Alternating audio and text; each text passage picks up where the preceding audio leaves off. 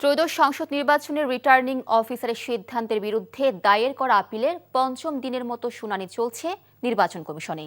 সকাল 10টা থেকে শুরু হওয়া এ কার্যক্রম চলবে বিকেল 5টা পর্যন্ত। কমিশনে আছেন স্পেশাল করেসপন্ডেন্ট ফাহাদ মোহাম্মদ, সরাসরি যুক্ত হচ্ছেন তিনি। ফাহাদ, আপিলের শুনানির আজকের কি তথ্য আছে আপনার কাছে, আমাদের জানাবেন।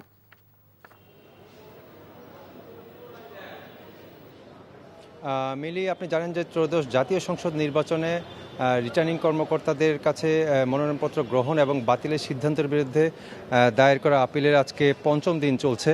শুনানি চলছে সকাল 10টা 20 মিনিটে নির্বাচন কমিশনের যে অডিটোরিয়াম রয়েছে সেখানে প্রধান নির্বাচন কমিশনার AM নাসিরুদ্দিনের সভাপতিত্বে এই শুনানি শুরু হয়েছে।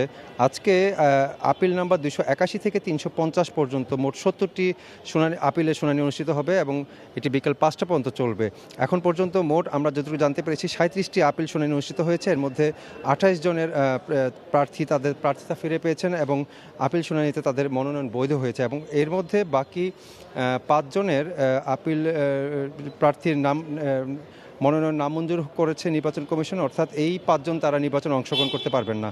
আর বাকি 2 জন প্রার্থী অনুপস্থিত রয়েছেন এবং একজনেরটা স্থগিত করেছে নির্বাচন কমিশন। এভাবে বিকাল 5টা পর্যন্ত আপিলের শুনানি অনুষ্ঠিত হবে এবং আপনি জানেন যে তফসিল অনুযায়ী আগামী 18 জানুয়ারির মধ্যে সব ধরনের আপিল শুনানি নিষ্পত্তি করতে হবে নির্বাচন কমিশনকে। মিলে